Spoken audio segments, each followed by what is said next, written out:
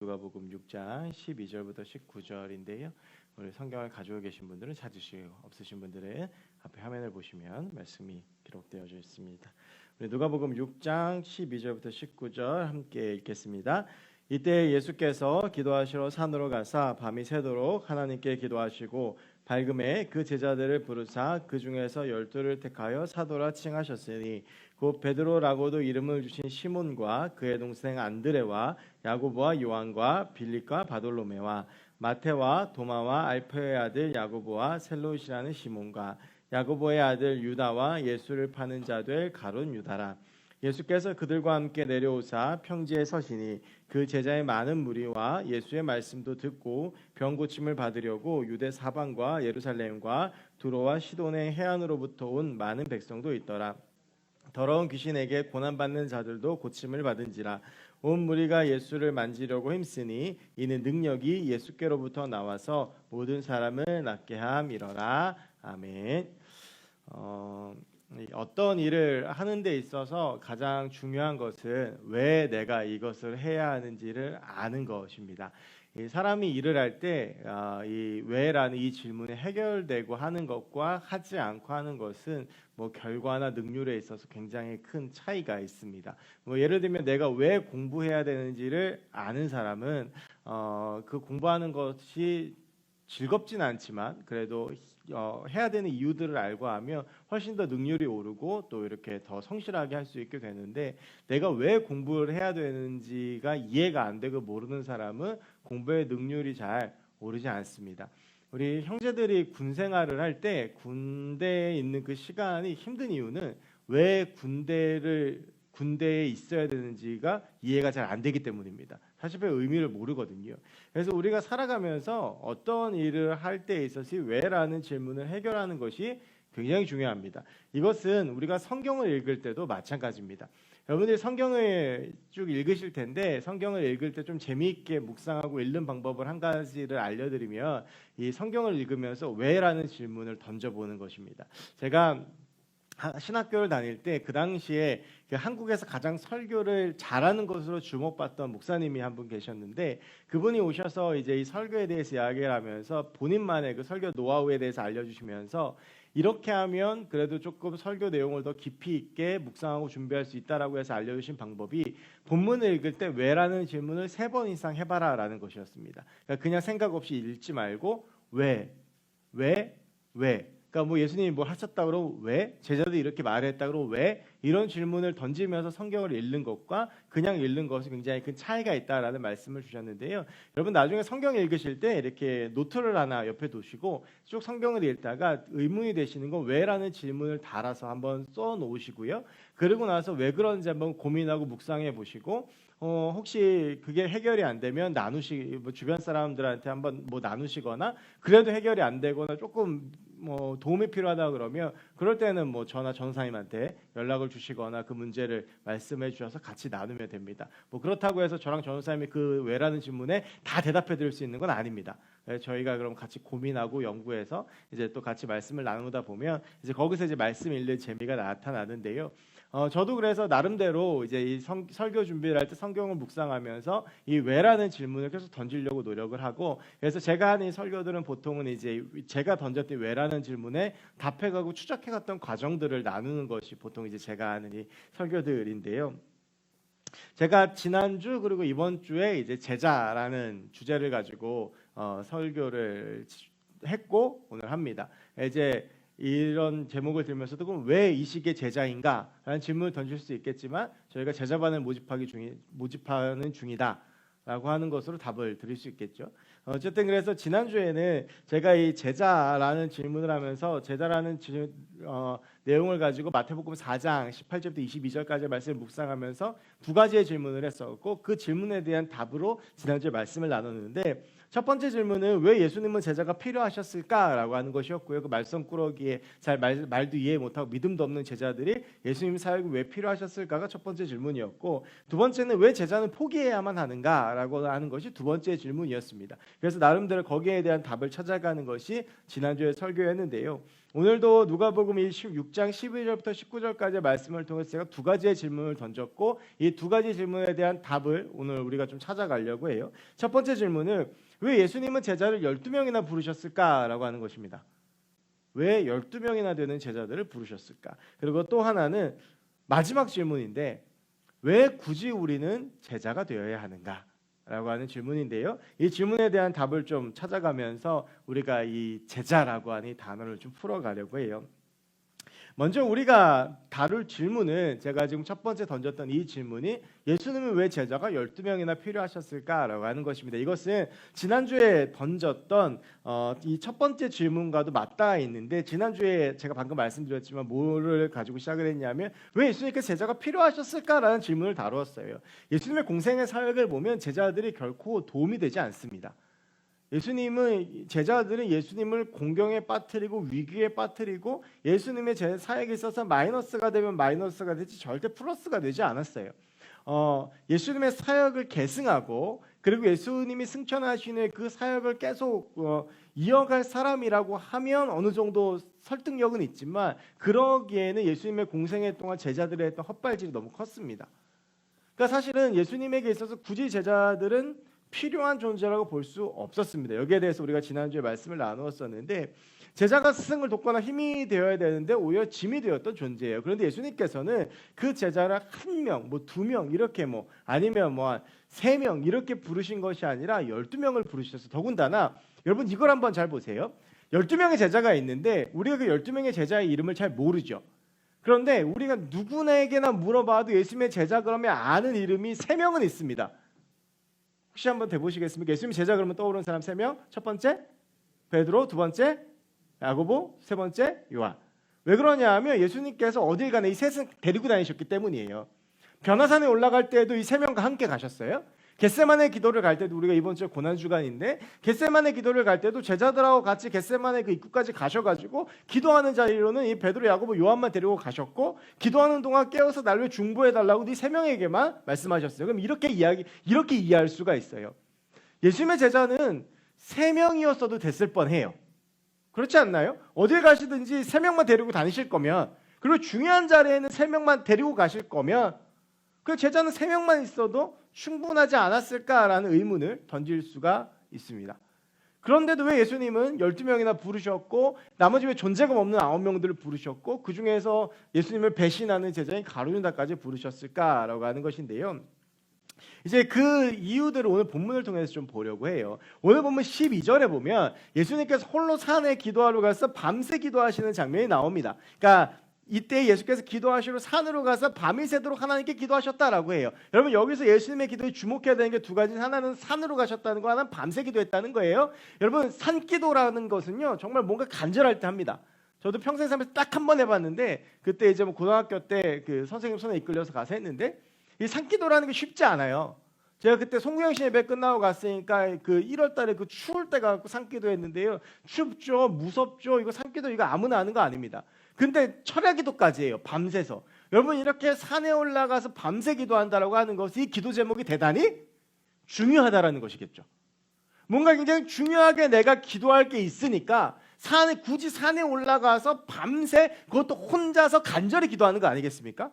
그러면 예수님께서 이렇게 홀로 산에 가서 밤새 기도하셨으면 이제 예수님께서 하셔야 되는 일이 굉장히 중요한 일일 거라고 하는 우리가 심증을 가지게 됩니다. 그러면 이어지는 13절부터의 말씀이 무언가 굉장히 예수님에게는 중요한 사역이라고 하는 거예요. 그럼 예수님께서 과연 13절에 무엇을 하셨는가? 13절 말씀을 다시 보면 이렇습니다. 밝음에 이제 기도가 끝났어요. 날이 밝았어요. 그 제자들을 부르사 그 중에서 12를 택할 사도라 칭하셨으니 라고 하면서 14절, 15절, 16절에는 예수님의 12명의 제자의 이름이 나옵니다. 그러니까 12절에서 예수님께서 간절히 기도하신 다음에 13절에서 예수님께서 하셨던 것은 제자를 세우시는 것이었다라고 하는 것입니다. 그러니까 예수님께서 그냥 우리가 보기에는 별 볼 일 없고 존재가 없는 제자들이지만 그 제자들을 세우시는 데 있어 얼마나 최선을 다했는지 얼마나 중요하게 여기셨는지를 인식할 필요가 있습니다. 그런데 오늘 13절 말씀을 읽어보면 굉장히 재미있는 것이 있습니다. 여러분 13절 말씀을 성경 피우고 계시면 천천히 다시 한번 읽어보겠습니다. 13절 한번 우리 같이 읽습니다. 밝음에 그 제자들을 부르사 그 중에서 12를 택하여 사도라 칭하셨으니. 자, 여러분이 13절 말씀을 읽으면서 어떤 궁금증 혹은 어떤 의문이 드시나요? 날이 밝았어요. 그 제자들을 부르셔서 그 중에 12를 택해서 사도라 칭하셨습니다. 여기서 우리가 기존에 알고 있던 것과 어떤 충돌이 일어납니까, 여러분? 네, 우리는 제자가 몇 명이라고 알고 있죠? 12명이라고 알고 있습니다. 그런데 오늘 13절에서 뭐라고 말하냐 하면 그 제자들을 부르사 그 중에서 12를 택하여 사도라 칭하시고 라고 합니다. 자, 그러면 예수님의 제자가 몇 명이었다는 얘기입니까? 12명 이상이었다는 얘기예요. 그러니까 우리가 흔히 12제자라고 하는데 정확한 명칭은 12제자가 아니라 12사도라고 불러야 합니다. 이 당시에 예수님의 제자들은 12명이 아니라 훨씬 더 많았습니다. 그 중에서 예수님께서 12를 리더로 세우신 거예요. 제자 그룹에. 그러니까 우리로 치면 소그룹 리더로 12명을 세우신 거예요. 그래서 여러분, 예수님께서 12명의 제자가 필요하셨던 거예요. 12명의 사도가. 그 많은 조직들을 쪼개가지고 그 제자들 가운데에서 리더 그룹을 세우다 보니까 이 그룹들을 효율적으로 운영을 하려면 몇 명이 필요하다고 했을 때 그 적정수가 12명이었다는 거예요. 그래서 우리가 보기에는 별로 존재감이 없는 유다 다데오나 셀로딘 시몬이나 그리고 또 다른 야고보나 나다나엘이나 바돌로메나 이런 사람들을 우리 예수님께서 바돌로메하고 나다나엘은 같은 사람입니다. 제가 착각했어요. 이게 바돌로메나 빌립이나 우리가 볼 때는 별로 들어본 적 없는 사람들도 예수님께서 이 제사도로 12명을 세우셔서 우리가 12제자라고 인풋이 되어 있는 거, 예수님의 제자 그룹이 많았는데 그 중에서 예수님께서 12명을 사도로 불러서 그 제자들의 리더로 세우셨다라고 하는 거예요. 그래서 12명이 필요하셨던 거예요. 그럼 예수님의 제자는 몇 명이었을까? 성경에서 예수님의 제자가 몇 명이었을지 추론할 수 있는 본문이 2개가 있어요. 하나는 누가복음 10장이에요. 누가복음 10장에 어떠한 내용이 나오냐면 예수님께서 제자 70명을 전도 파송하시는 장면이 나와요. 이게 전도 파송 장면이 복음서에 2개가 나오는데 하나는 12사도를 파송하시고 하나는 70명의 제자를 파송하세요. 그래서 이 70명의 제자를 파송하시는 장면을 보면 제자의 수가 최소 몇 명이었다? 70명이었다는 것을 알 수가 있어요.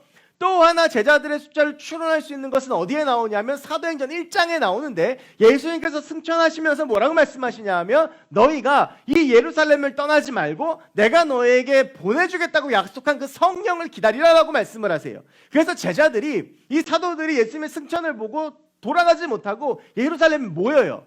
그래서 어디에 모입니까? 마가의 다락방에 모여요. 그 마가의 다락방에 모인 제자의 숫자가 몇 명이었다고요? 마가의 다락방에 모인 제자의 숫자가 몇 명이었다고요? 몇 명이었을까요? 120명이에요. 그래서 우리가 120문도라는 이야기를 많이 하는데, 그래서 이 마가의 다락방에 120명이 모인 거예요. 그래서 거기서 120명이 모여서 성령 받기 전에 뭘 하냐 하면 가룟 유다의 빈자리를 제비뽑아서 마띠아를 세우는 거예요. 그러니까 소그룹 리더가 부재가 되니까 그 소그룹 리더를 세웠어요. 그러면 이게 산술적으로 생각하면 10명에서 1조라고 생각할 수 있어요. 120명이니까 12사도니까 10명에서 한 조가 돼가지고 12그룹이었지 않았을까라고도 생각할 수 있는 거예요. 그러니까 우리가 정확하게 성경에서 예수님의 제자가 몇 명이었다라고는 알 수는 없지만 120명 이상은 됐을 거예요. 최소 120명이었겠죠. 그러니까 그들 중에서 리더로 예수님께서 12명의 사도들을 세우셨다라고 하는 거예요. 그래서 우리가 첫 번째 던져진 이 질문이 수정되어져야 돼요. 예수님께서 왜 제자들 12명이나 부르셨을까? 이건 어느 정도 답이 됐죠? 예수님의 제자들의 공동체가 많았기 때문에 그들을 예수님께서 효율적으로 관리하고 통솔하시려고 소그룹 리더들 12명을 세우신 거예요. 그럼 이제 여기서 발생하는 또 다른 질문이 뭐냐면, 그렇다면 왜 예수님은 제자들을 공동체로 세우셨을까라고 하는 거예요.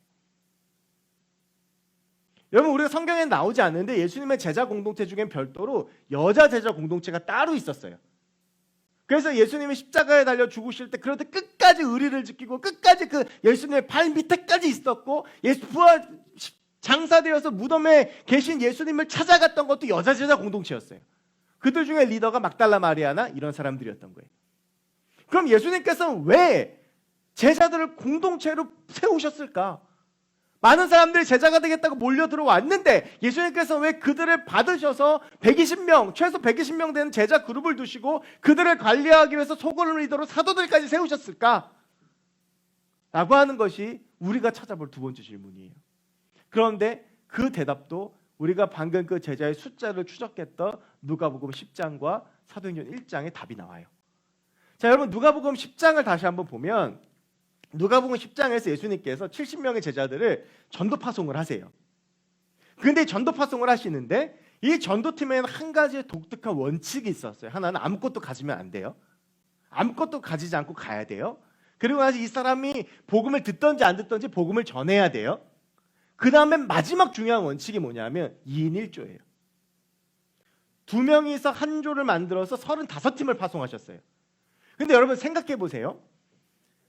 효율적인 측면에서 봤을 때 그래도 그나마 제자인 사람들이니까 어느 정도 지금 훈련이 된 상태에서 가는 거잖아요.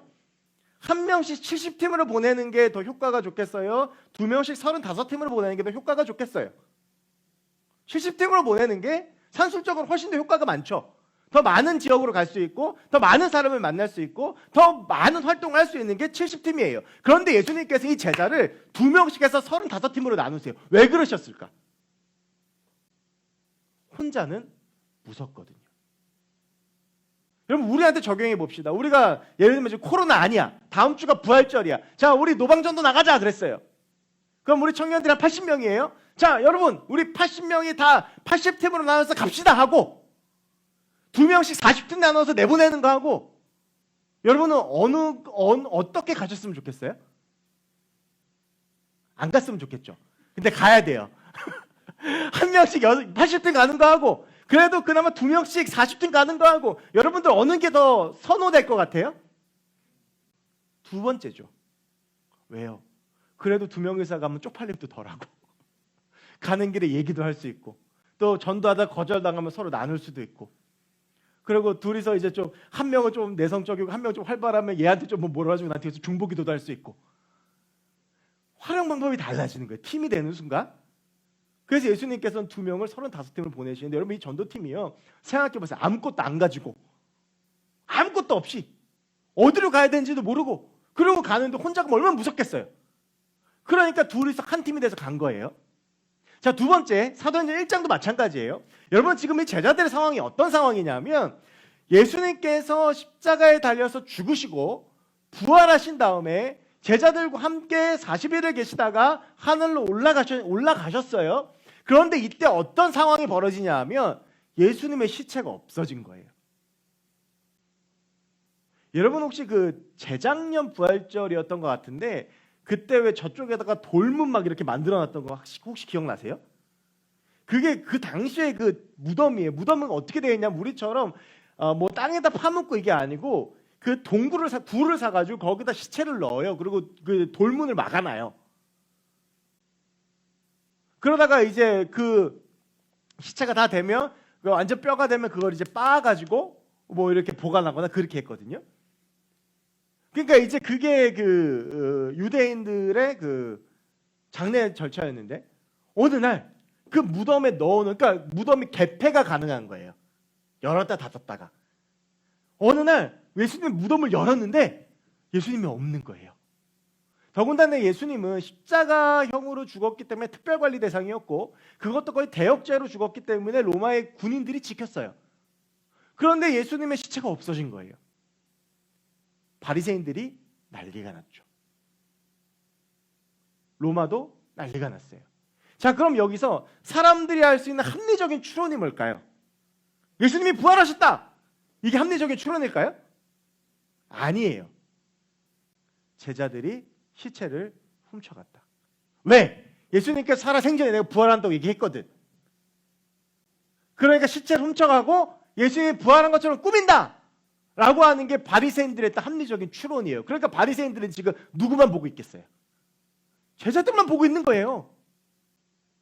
제자들 입장에선 그러니까 베드로도 그렇고 조금 이따 말씀드리겠는데 전부 다 갈릴리로 도망가가지고 어부생활 하고 있었던 거예요. 무서우니까. 근데 그런 와중에 예수님께 찾아오셔서 같이 있었어. 근데 제자들이요, 이런 게 있어요. 예수님하고 같이 있을 땐 그래도 좀 두려움이 덜했어요. 예수님 같이 계시니까, 능력을 아니까. 그런데 예수님이 갑자기 하늘 올라가셨어요. 그러면서 나는 이제 빨리 도망가야 되는데 이 예루살렘에 모든 게 집중돼 있잖아요. 그러니까 제자도 예루살렘에 있었는데 난 빨리 도망가고 내 고향으로 내려가고 이 감시에서 벗어나야 되는데 예수님께서 떠나지 말라는 거야. 너네 모여 있어? 너네 있어? 내가 예배한 걸 기다려? 그러니까 이 제자들이 120명이 한꺼번에 들어갈 수 있는 장소를 찾아서 마가의 다방에 들어가서 같이 기도하면서 기다린 거예요. 혼자는 무서우니까. 혼자는 힘드니까. 그래서 이 120명이 함께 모여서 예수 다시 오실 성령을 기다렸던 것이죠. 여러분, 왜 예수님께서 제자들을 공동체로 부르셨을까? 그것은 그 누구보다 우리 인간의 연약함을 잘 아시기 때문이에요. 혼자 있을 때 얼마나 두려운지, 혼자 있을 때 얼마나 무서워하는지, 혼자 있을 때 얼마나 힘들어하는지, 왜 우리는 같이 있어야 되는지 그걸 아시니까 예수님께서는 제자들을요 공동체로 부르셨어요.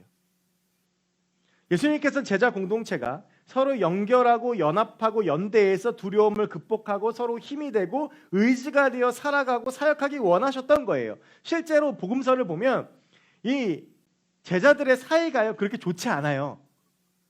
복음서 되게 재밌는 게 뭐냐면 제자들끼리 서로 대화하는 장면이 거의 안 나와요. 그러다가 대화하면 뭐 하냐 하면 싸워요.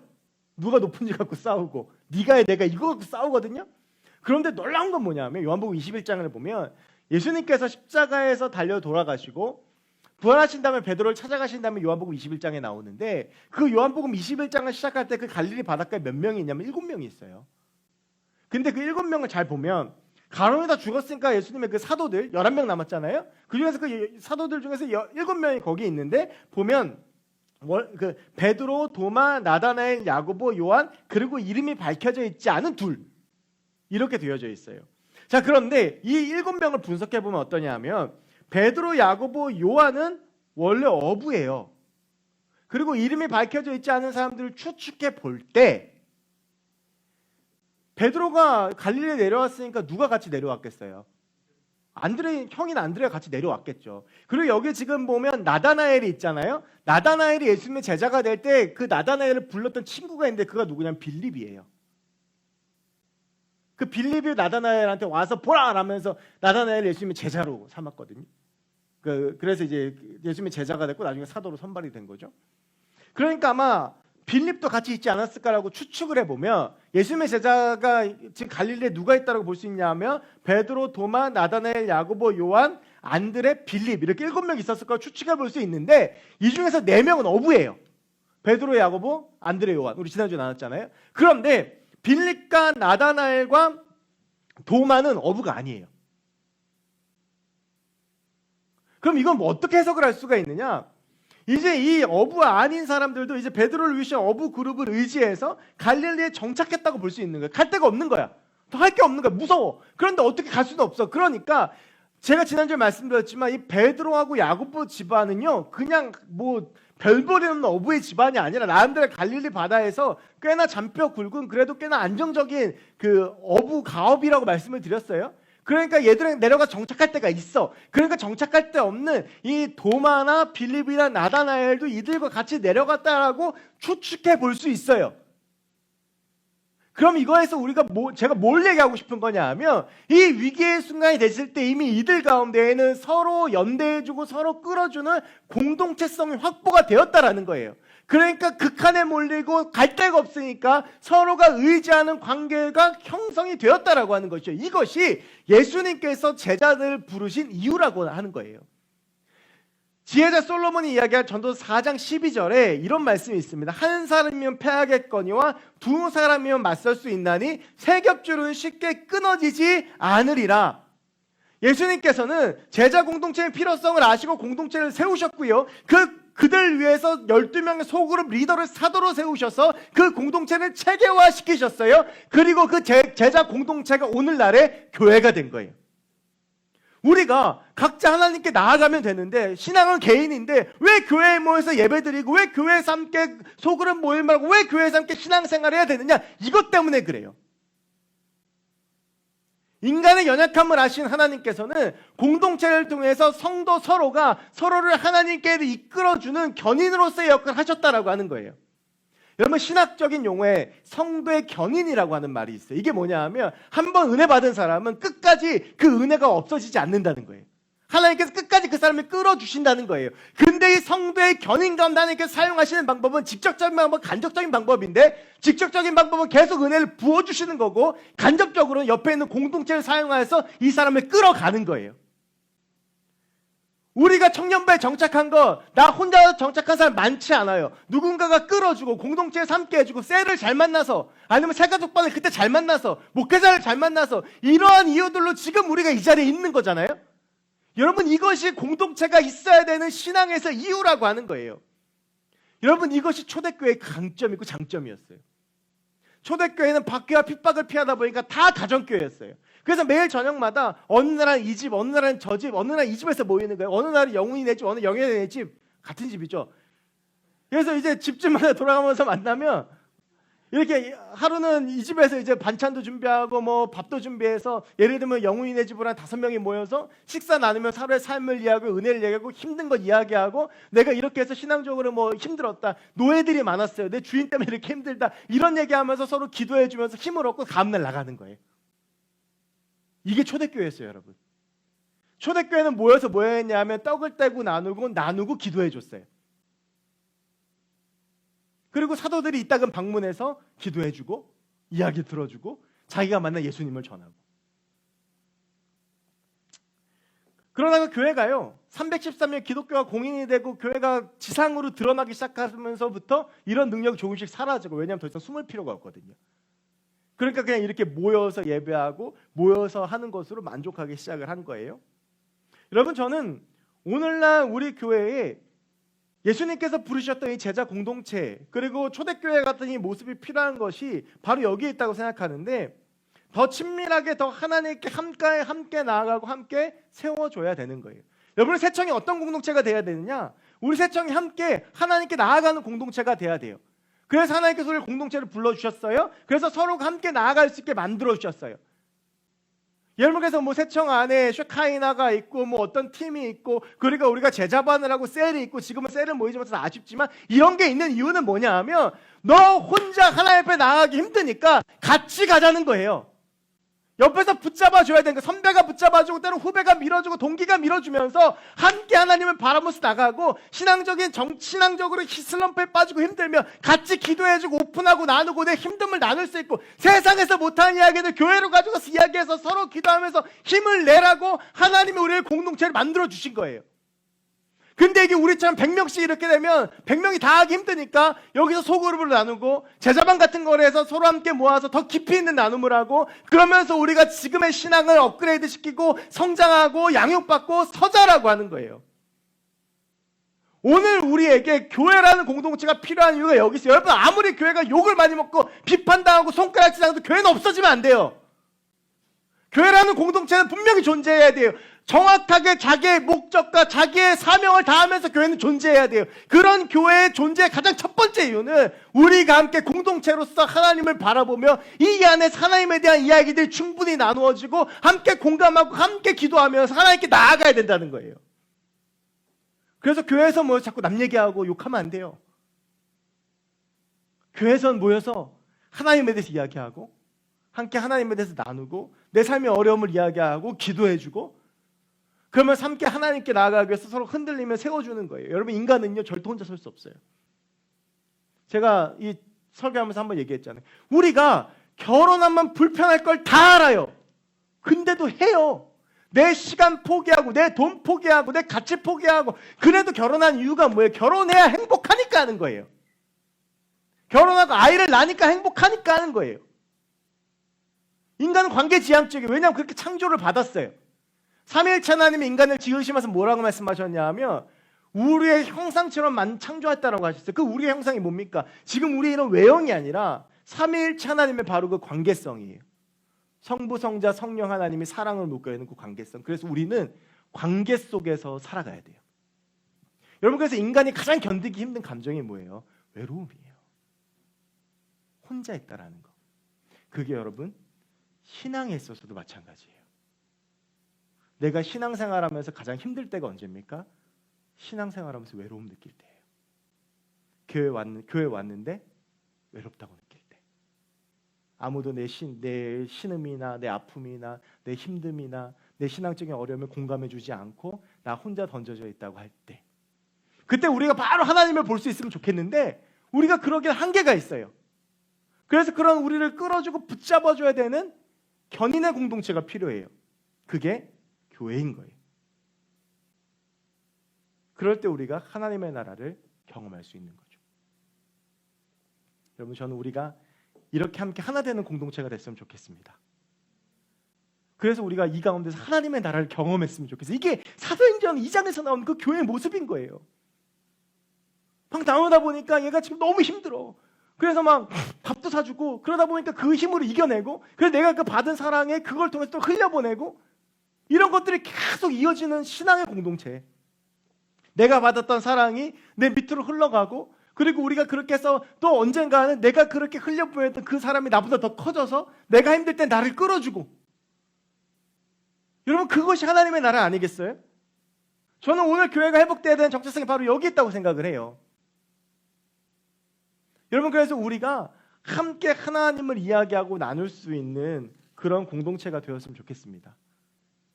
그래서 저는 정말 지금 셀이 없는 게 너무 아쉬운데, 그리고 우리가 셀 모임이라는 것이 너무나도 우리 가운데 익숙해져 있다 보니까 이런 부분들을 분명히 해줘야 됨에도 좀 못했던 부분들도 많은데, 우리가 전반기에 열심히 잘 기도해서 7월부터는 다시 셀이 조직이 되고, 그래서 이 셀이 이 신앙의 공동체를 나아가는 데 있어서 우리 청년부의 가장 기본적이고 가장 중요한 조직이 됐으면 좋겠어요. 그리고 이제 그 시간들을 저희가 제자반을 통해서 4월부터 6월까지 준비하려고 해요. 그래서 여러분, 우리가 이 기도 제목 가지고 같이 한번 갔으면 좋겠습니다. 하나님, 우리가 우리 새청이 하나 되어서 주님 앞에 나아가기 원합니다. 내 옆에 힘들어하는 사람, 신앙, 지금 어떤 사람은요 직장에서 힘들어 죽겠는데 교회 와서 얘기 못해요.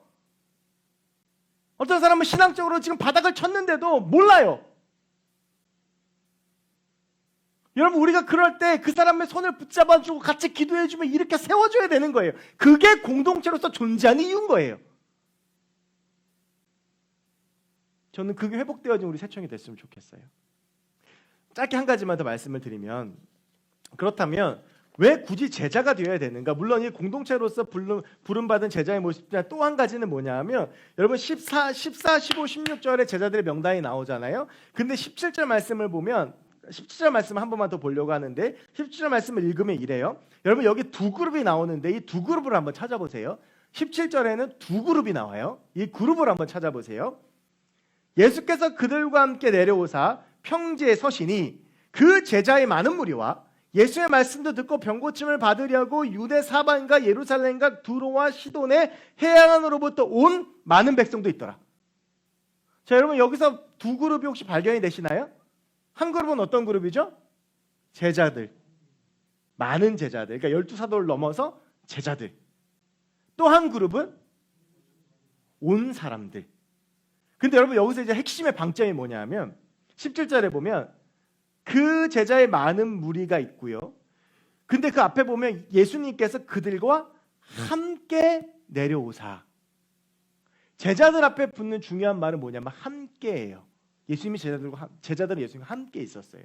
그런데 여기 온 백성들은 어떤 사람이냐면 예수의 소문을 듣고 예수님을 보려고 온 사람들이에요. 함께는 늘이잖아요. 오는 일시적이에요. 예수님의 제자가 됐을 때 우리가 누릴 수 있는 가장 큰 특권은 뭐냐 하면 예수님과 함께 한다는 거예요.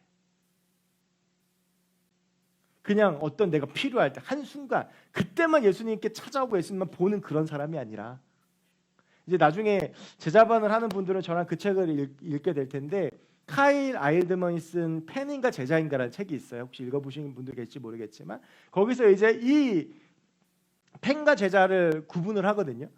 그러니까 우리는 아이돌 그룹을 쫓아다니고 뭐 좋아하는 사람을 쫓아다니는 그런 팬이 아니라는 거예요. 예수님께 우리 팬이 돼서 안 된다는 거예요. 우리 예수님의 제자가 돼야 돼요. 근데 이 제자가 됐을 때 누리는 가장 큰 특권은 뭐냐면 예수님과 함께하는 거예요. 여러분 12사도들의 특권이 뭐예요? 예수님의 기적이 한 장마다 있었잖아요. 죽은 자를 살리고 병든 자 고치고 그걸 눈앞에서 보고 느끼는 거예요. 여러분 우리가 예수님의 제자가 되면 예수님과 함께하면서 예수님이 어떻게 역사하시고 어떻게 살아계시고 어떻게 우리 가운데 능력을 주시는지를 볼 수가 있는 거예요. 왜 제자여야 되느냐? 우리가 제자가 아닐 때에는 백성들처럼 그 백성들도 예수님께 나오고 말씀을 듣고 예배드리는 사람들이었지만 그들은 예수님을 늘 만나지 못했지만 예수님의 제자는 늘 예수님과 동행하는 거예요. 여러분 지난주 설교 시간의 마지막으로 아콜루데오라고 하는 헬라어에 대해서 우리가 나눴어요. 동행하다. 제자가 되는 길은 어떤 길이냐 하면 삶의 순간순간마다 예수님과 함께 동행하는 길인 거예요. 왜 우리가 제자가 되어야 되느냐? 왜 우리가 제자 공동체가 되어야 되느냐? 우리가 제자 공동체가 되면 우리는 늘 예수님과 함께 할 수 있고 우리가 제자로서의 삶을 살아가게 되면 우리는 늘 예수님과 동행할 수 있는 특권을 가지게 되는 거예요. 여러분 예수님과 늘 함께 할 수 있다고 그러면 가슴 떨리지 않으십니까?